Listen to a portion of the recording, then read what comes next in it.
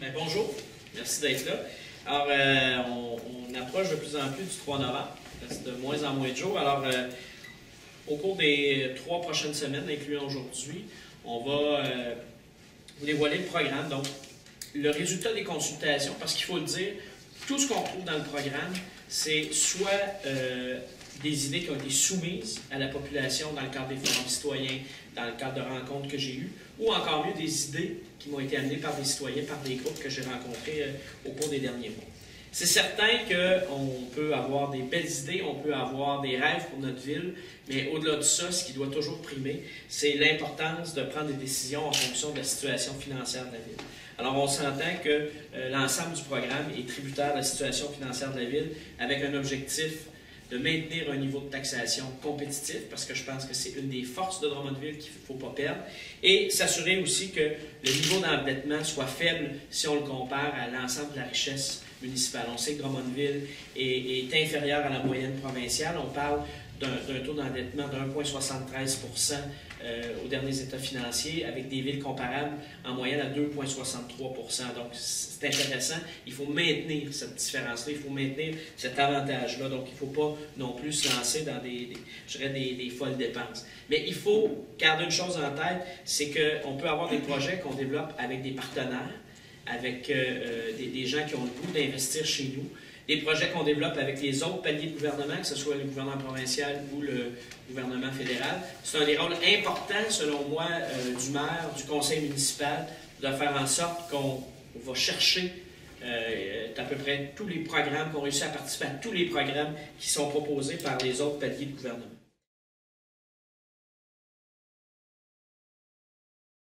Maintenant, le quatrième thème ce matin, sport, loisirs, plein air, parc.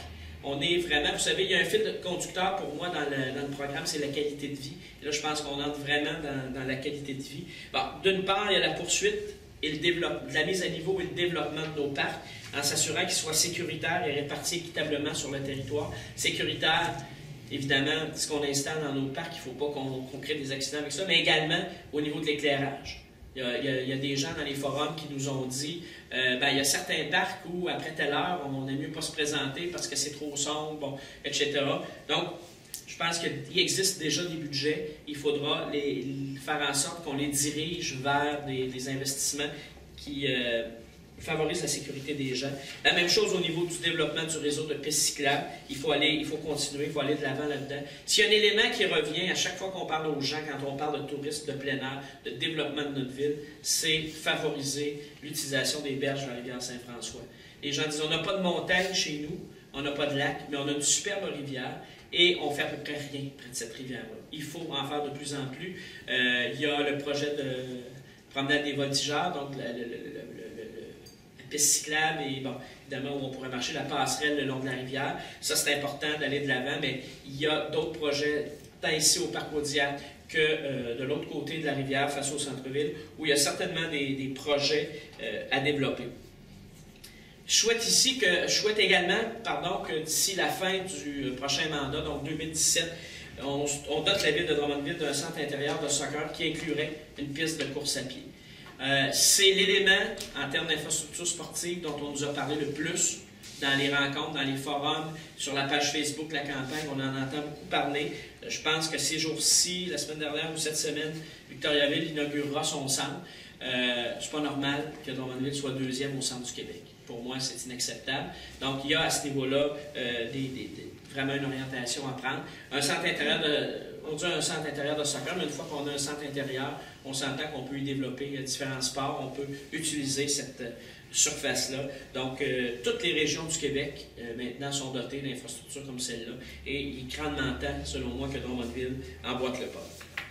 Il y a également le projet dont on a entendu parler de glace extérieure réfrigérée, qui m'apparaît être un projet intéressant.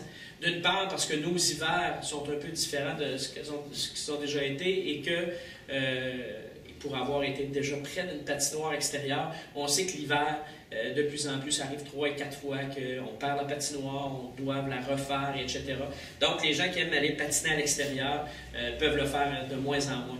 Une patinoire extérieure réfrigérée nous permettrait de le faire sur une beaucoup plus longue période dans l'année. Et donc, on sait à ce moment-là, tout l'hiver, même s'il fait 3, 4, 5 degrés, la glace est encore là. Quoi de mieux qu'un beau dimanche à 2, 3 degrés, un soleil, être en mesure d'aller patiner. Alors, c'est un projet qu'il faudra faire et ça nous amènera peut-être à analyser le nombre de patinoires extérieures qu'on a en ville, s'assurer que tous les secteurs soient desservis. Mais je pense que la population y gagnerait, même si dans certains cas, ça exigeait un déplacement un peu plus long. Finalement, et j'en avais déjà parlé dans le cadre des forums, je souhaite faire de la ville de Drummondville un chef de file en matière de mise en valeur de saines habitudes de vie, alimentaire, sportive, etc. Donc, en adhérant au programme Entreprises en santé, c'est un programme qui est certifié par le BNQ, le Bureau de normalisation du Québec. Et il y a actuellement une ville, Montmagny, qui est reconnue comme entreprise en santé. Il y a également certains secteurs de la ville de Québec. Ici, à Drummondville, il y a 2 entreprises qui ont adhéré au programme, SCA Soins personnels et Soprema. Il y a quand même un petit peu moins de 50, bon là ça varie toujours, là, mais selon les sites web d'entreprises en santé, il y a moins de 50 regroupements, entreprises, organisations au Québec qui sont reconnus. Et pour être reconnu, donc pour obtenir cette norme-là, ce qu'on analyse, c'est 4 sphères d'activité, nos actions dans 4 sphères d'activité, les habitudes de vie du personnel, l'équilibre travail-vie personnelle, l'environnement de travail et les pratiques de gestion. Donc, il y a certains... bon, entre autres, est-ce que c'est facile pour les employés d'avoir accès à un service de garde pour les enfants? Est-ce qu'on favorise l'activité physique? Bon, etc. C'est pour moi être reconnu comme entreprise en santé parce que ce serait un horizon 2015 pour Drummondville. Ce serait un beau fleuron à ajouter à la liste de ce qui nous rend fiers à Drummondville en 2015, l'année de notre 200e.